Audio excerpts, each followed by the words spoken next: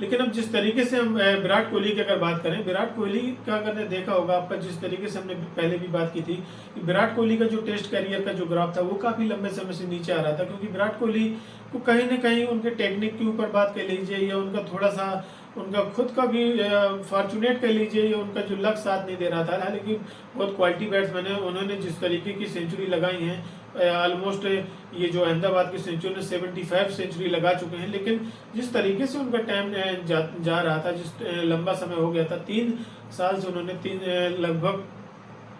उनके जो बल्ले से रन नहीं निकल रहे थे टेस्ट क्रिकेट में, क्योंकि जिस तरीके के वो रैंक कर रहे थे ऊपर, अब लगभग चौथे पायदान पे चले गए थे। जिस तरीके से स्टीव स्मिथ के 30 शतक है टेस्ट में, और जो रूट ने जिस तरीके से 29 लगाए हैं, और अब तो 28 आपके विराट कोहली के हो गए हैं, 27 केन विलियमसन के हैं आई थिंक। और इस तरीके से जो टॉप 4 बैट्समैन थे इस समय करंट प्लेइंग सिचुएशन में, वो कहीं ना कहीं जो था वो विराट कोहली और जो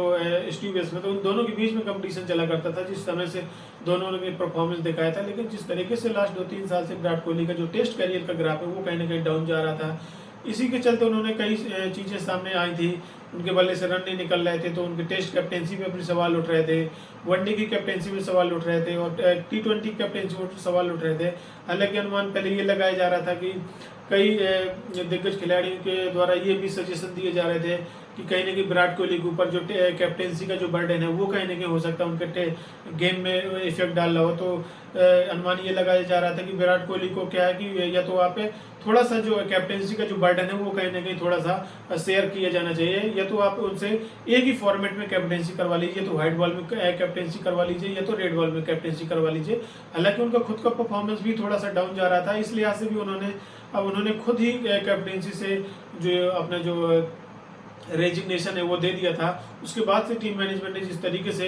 बीसीसीआई ने रोहित शर्मा को जो व्हाइट बॉल और रेड बॉल दोनों में कैप्टन अपॉइंटमेंट किया था, उसके बाद अनुमान लगाया जा रहा था कि हो सकता है कि विराट कोहली का जो बर्डन है कैप्टेंसी को लेकर ज़्यादा रहा हो, उस तरीके से उनकी जो क्रिकेट निकल कर नहीं आ रही थी, तो वो भी कहीं ना कहीं एक काफ़ी क्वेश्चन मार्क लगा हुआ था। लेकिन उसके बावजूद भी अगर देखा जाए विराट कोहली का, तो वो टेस्ट क्रिकेट में अगर स्पेशली वो थोड़ा सा परफॉर्मेंस कहीं ना कहीं नीचे जा रहा था। लेकिन जिस तरीके से उन्होंने वनडे और T20 वापसी दी थी, तो पूरा अनुमान लगाया जा रहा था कि विराट कोहली जिस लेवल के प्लेयर हैं, जिस तरीके की उन्होंने क्रिकेट खेली और जिस तरीके की उनकी फिटनेस है, और जिस तरीके की वो उनका जो टेम्परामेंट है क्रिकेट को लेकर के, उनकी अपनी फिटनेस को लेकर के, गेम को लेकर के, वो कहीं ना कहीं ऐसा लग नहीं रहा था कि विराट कोहली के लिए कुछ मुश्किल हो जो टेस्ट क्रिकेट में वापसी करना। लेकिन जिस तरीके से अहमदाबाद टेस्ट में, हालांकि आपने देखा होगा दिल्ली और जो इंदौर का भी टेस्ट मैच हुआ, ऐसा नहीं लगा कि विराट कोहली का जो इंटेंट है वो काफ़ी डाउन लगा हो, उसमें भी उन्होंने बहुत ही पॉजिटिव इंटेंट से क्रिकेट खेली थी। हालांकि पिच की कंडीशन ही बैट्समैन को अलाउ नहीं कर रही थी, थोड़ा सा कंडीशन थोड़ा था ना, डिसरिस्पेक्ट कर रही थी, कुछ बहुत ही ज़्यादा फेवर नहीं कर रही थी। मुझे लगता है गेंदबाजों को ज़्यादा मदद मिल रही थी। इस तरीके से उसमें केवल विराट कोहली नहीं फंसे थे, आप देख लीजिए ऑस्ट्रेलियन बैट्समैन भी फंसे थे, इंडियन बैट्समैन भी फंसे थे। तो वो थोड़ा सा कहीं ना कहीं बैटिंग के लिहाज से देखा जाए तो थोड़ा सा जस्टिफिकेबल नहीं था, क्योंकि जिस तरीके से वो आउट हो गए थे, तो थोड़ा सा उनका जो मनोबल है वो कहीं ना कहीं डाउन जा रहा था। तो मुझे लग रहा था कि फिर जिस तरीके से अहमदाबाद में उन्हें पिच मिली, उन्होंने जिस तरीके का डिटर्मिनेशन दिखाया, आप खिलाड़ी के एज खिलाड़ी देख लीजिए, क्योंकि जिस तरीके से शुभमन गिल आउट होकर के गए थे और चेतेश्वर पुजारा का विकेट गिर गया था, लेकिन जिस सिचुएशन में विराट कोहली बैटिंग करने आए थे, केवल सेंचुरी मारना उनके लिए इम्पोर्टेंट नहीं था, उनके लिए इम्पोर्टेंट था कि जितने ज़्यादा से ज़्यादा विकेट पर अपना टाइम स्पेंड करें। हालांकि मैच के बाद ये भी जानकारी मिली थी कि उनको थोड़ा सा ना कुछ सिकनेस थी, जो उनको थोड़ा सा ना उससे सफ़र कर रहे थे। उसके बावजूद भी उन्होंने टेस्ट क्रिकेट खेला, उसके बावजूद उनको देख लीजिए पूरा दिन 8 घंटे बैटिंग की है। टेस्ट क्रिकेट में कंटिन्यूस 8 घंटे बैटिंग करना ये दर्शाता है कि आपकी जो फिटनेस है वो किस लेवल की है, ये दिखाता है कि आपके अंदर जो जुनून है, जो पैसन है क्रिकेट को लेकर के, वो कितना स्ट्रॉन्ग है। तो वो कहीं ना कहीं विराट कोहली की जो है गेम में देखने को मिला अहमदाबाद टेस्ट मैच में, जिस तरीके की एबिलिटी दिखाई है, जिस तरीके को उन्होंने अपने डिफेंस पर ट्रस्ट दिखाया है। कभी भी किसी भी सिचुएशन में आपने देखा होगा विराट कोहली कभी भी पैनिक नजर नहीं है। आपने देखा होगा जब भी कोई प्लेयर होता है, आप उनके लिए तो बहुत ही ज़्यादा, मतलब मुझे लगता है कि बहुत ज़्यादा चैलेंजिंग था, क्योंकि जिस तरीके से वो 90 पे खेल रहे थे और 90 के बाद जिस तरीके से सेंचुरी के काफ़ी करीब जा रहे थे, इस सिचुएशन को झेलना बहुत बड़े बड़े खिलाड़ी नहीं झेल पाते। आपने देखा होगा इतने महान क्रिकेटर सचिन तेंदुलकर कितने बार 99 पे आउट हुए, 90 के बाद 99 पे, अगर उनके ये सारा अगर मिला ली जाए तो उनके बहुत ज़्यादा टेस्ट सेंचुरी निकल के आएंगे। लेकिन जिस तरीके से विराट कोहली ने अपना 90 के बाद जो टेम्परामेंट और अपना जो इंटेंट है और अपना जो प्रेशर हैंडल किया है, जिस तरीके से सिचुएशन को टैकल किया है, वो मुझे कहीं ना कहीं लगता है कि एक जो जो बैट्समैन की जो क्लास होती है, जो बैट्समैन की एबिलिटी होती है, अपने गेम के प्रति जो उनका कॉन्फिडेंस होता है, अपनी एबिलिटी पर जो कॉन्फिडेंस होता है, वो कहीं ना कहीं मुझे लगता है कि उन्होंने दिखाया है। और जिस तरीके से वो कभी भी पैनिक नहीं हुआ, आपने पूरी उसमें देखा होगा, कभी भी आप 99 पे देख लीजिए कि 1 रन चाहिए थे, 99 पे भी वो जब सिंगल के लिए जा रहे थे तो ऐसा पैनिक नहीं हो रहे थे, क्योंकि जब भी कभी बैट्समैन होता है 99 के आसपास होता है तो उसे ये लगता है कि यार ये वाला मूवमेंट कितनी जल्दी से जल्दी निकल जाए, उसके बाद मैं इससे बाहर आऊँ। तो उस सिचुएशन में कई खिलाड़ी पैनिक होने लगते हैं, तो वो कहीं ना कहीं विराट कोहली में नहीं देखा। वो मुझे सबसे जो खास बात उनमें लगी, वो कहीं ना कहीं लगती है कि जो टेस्ट क्रिकेटर की जो निशानी होती है, जो एबिलिटी है, वो उसमें आप बहुत ही ज़्यादा स्ट्रांग हो, आप अपनी एबिलिटी पे कहीं ना कहीं आपको कॉन्फिडेंस बहुत उच्च लेवल का है, आप उस सिचुएशन से आपको टैकल करने की जो आपको एबिलिटी है वो कहीं ना कहीं आपके अंदर बहुत ज़्यादा है, आप उस सिचुएशन से कहीं ना कहीं कतरा नहीं रहे हैं। तो वो जो एबिलिटी दिखाई विराट कोहली ने, और जिस तरीके से वो पैनिक नहीं हुए,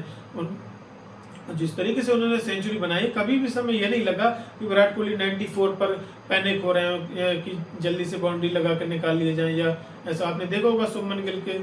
94 या 96 पे खेले थे बाउंड्री लगा करके। तो आप वही देखते हैं, आप एक सीनियर प्लेयर और यंग प्लेयर में अंतर यही होता है कि थोड़ा सा वो एग्रेशन की तरफ जाते हैं, जबकि उस सिचुएशन में आपको टेम्परामेंट की जरूरत होती है, आपको अपनी एबिलिटी पर ट्रस्ट करना होता है कि जब आप 90 तक आ गए तो ये भी जो माइलस्टोन है ये भी कहीं ना कहीं आप पार ही कर लेंगे। लेकिन बात उस सिचुएशन को हैंडल करने की होती है, अब आप हैंडल भी तभी कर पाते हैं जब आपके पास कॉन्फिडेंस होता है, आप अपनी एबिलिटी को ट्रस्ट करते हैं, आप अपने डिफेंस को ट्रस्ट करते हैं। तो वो कहीं ना कहीं जो देखने को मिली विराट कोहली में, वो बहुत ही काबिल तारीफ थी। और जिस तरीके से वापसी की है उन्होंने, जिस तरीके से उन्होंने एक कमबैक किया है टेस्ट क्रिकेट में, मुझे लगता है कि अब 75 सेंचुरी तो वो ऑलरेडी लगा चुके हैं, लेकिन ऐसा अनुमान लगाया जा रहा था कि 200 भी मारेंगे। लेकिन ठीक है, वो सिचुएशन थोड़ा ऐसी बन गई थी कि वो सिचुएशन में फंस गए थे, लेकिन उनके लिए 185 की इनिंग जी थी, 185 186 वो बहुत ज़्यादा क्रूशियल थी। वही कारण रहा कि इंडिया जो ऑस्ट्रेलिया जैसी टीम को 480 बोर्ड लगाने के बाद आपने 91 रन की लीड ऑस्ट्रेलिया को दे दी, वही कहीं ना कहीं दर्शाता है कि आपने जिस तरीके का टैलेंट दिखाया, आपने इस सिचुएशन में, ऐसी सिचुएशन में आकर के बैटिंग करके जिस तरीके से एबिलिटी विराट कोहली ने दिखाई, अब उम्मीद ये लगाई जा रही है कि कहीं ना कहीं अब वो अगर इस तरीके का उनका परफॉर्मेंस है, क्योंकि अभी जिस लेवल की फिटनेस है विराट कोहली को, आपने देखा होगा इतने रन बनाने के बावजूद जो उनके साथी प्लेयर थे उनको कभी नहीं, आपने देखा होगा रनिंग बिटवीन द विकेट में कभी भी ऐसा नहीं लगा कि क्रैम्प आ गए। आप देख लीजिए यंग प्लेयर हैं, आप विराट कोहली की एज देख लीजिए 30 या 32 के आसपास है, 23 या 24 आप यंग शुभमन गिल की देख लीजिए, उनको सेंचुरी बनाने के बाद उनको क्रैम्प आने लगा थे। एक आप विराट कोहली की फिटनेस देख लीजिए कि आप 32 की एज में आप उस लेवल का जो फिटनेस मेंटेन किए हुए हैं कि आपको 8 घंटे कंटिन्यूस बैटिंग करने के बावजूद भी आपको क्रैम्प नहीं आ रहे। इसका मतलब है कि आपकी जो फिटनेस लेवल है वो कहीं ना कहीं बहुत ज़्यादा है, क्योंकि विराट कोहली का जो अभी कैरियर चल रहा, अभी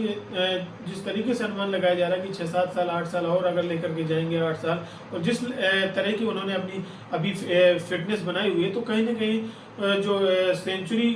जो है शतकों की, वो कहीं ना कहीं उनके लिए मुझे नहीं लगता है कि मुश्किल काम होगा। अगर इस तरीके से अपनी एबिलिटी पर ट्रस्ट करते रहेंगे, अपने गेम में इंप्रूवमेंट करते रहेंगे, तो मुझे लगता है कि अब उनके लिए मुश्किल नहीं होगा। अब देखने वाली बात ये होगी कि अपने इस जो फॉर्म को है वो WTC पर लेकर कैसे जाते हैं। सारे खिलाड़ियों को कहीं ना कहीं एक सीख मिली होगी कि अब जो ये मोमेंटम है, जिस तरीके से उन्होंने ड्रा करा के, हालांकि बॉर्डर गावस्कर ट्रॉफी अपने नाम की है, कंटिन्यू लगातार ये चौथी बार किया है, चौथी बार बॉर्डर गावस्कर जो ट्रॉफी है लगातार जीतने का जो एक मोमेंटम था वो इंडिया ने कहीं ना कहीं मेंटेन करके रखा है। तो जिस तरीके से क्रिकेट दिखाई है, कहीं ना कहीं विराट कोहली की भी तारीफ करनी पड़ेगी कि उनके अंदर जो एबिलिटी है वो बहुत ही नेक्स्ट लेवल की है। भले ही उनका फेलियर हो गया हो, लेकिन उन्होंने अपने फेलियर से कभी घबराया नहीं और एबिलिटी पे ट्रस्ट किया, तो उनको एक रिजल्ट भी मिला। तो थैंक यू सो मच। आप प्लीज़ लाइक भी करिए, सब्सक्राइब कीजिए। आप यूट्यूब चैनल पर भी सब्सक्राइब कर सकते हैं, आप इंस्टाग्राम हैंडल पर भी आप जाकर के सब्सक्राइब कर सकते हैं, वहाँ पर भी आज क्रिकेट एक्सपर्ट नाम से चैनल है। तो नमस्कार, धन्यवाद।